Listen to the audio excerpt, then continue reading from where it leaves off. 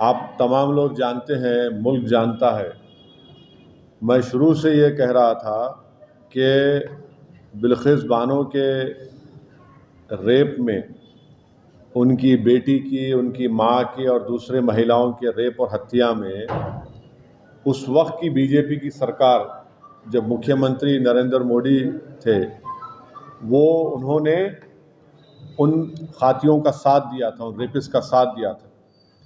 बिल्किस बानो का रेप हुआ, उनकी मासूम बच्ची का कत्ल हुआ और बिल्किस बानो ने ये लड़ाई खुद से लड़ी इंसाफ के लिए,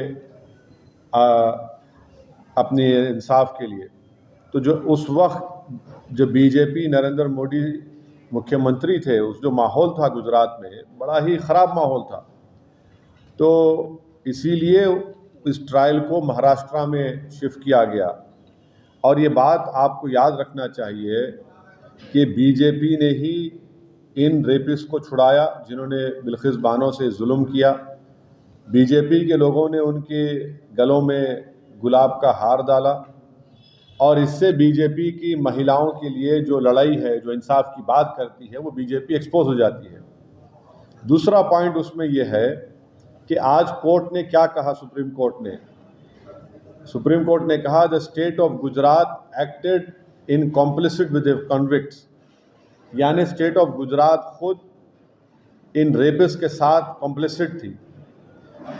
बुनियादी बात यह बेसिकली ये है कि गुजरात में बीजेपी की सरकार रेपिस्ट की मदद करने का काम कर रही थी और ये बात आप भी जानते हैं कि उसमें बीजेपी के दो एमएलएज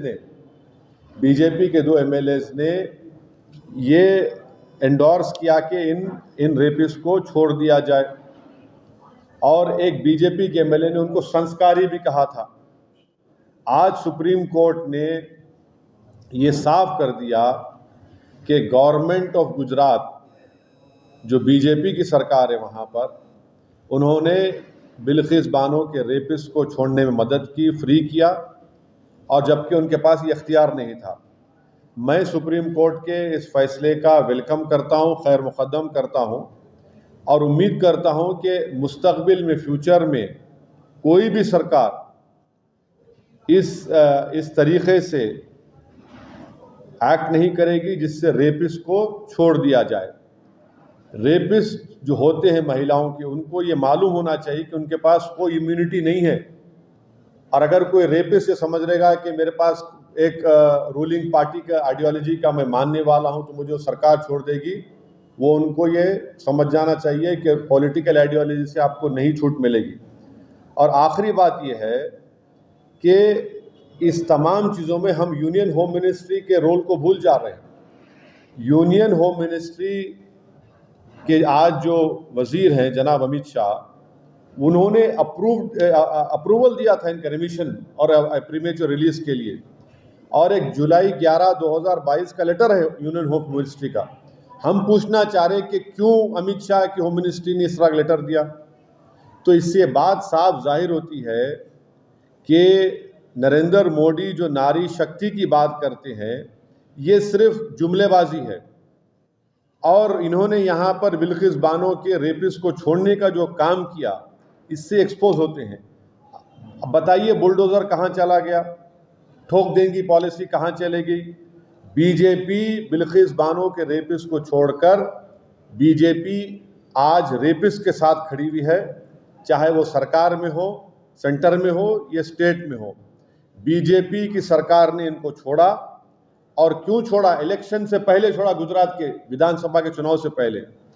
अब बीजेपी इस जजमेंट के बाद खामोश क्यों है? बीजेपी आज बीजेपी को खामोशी तोड़नी चाहिए।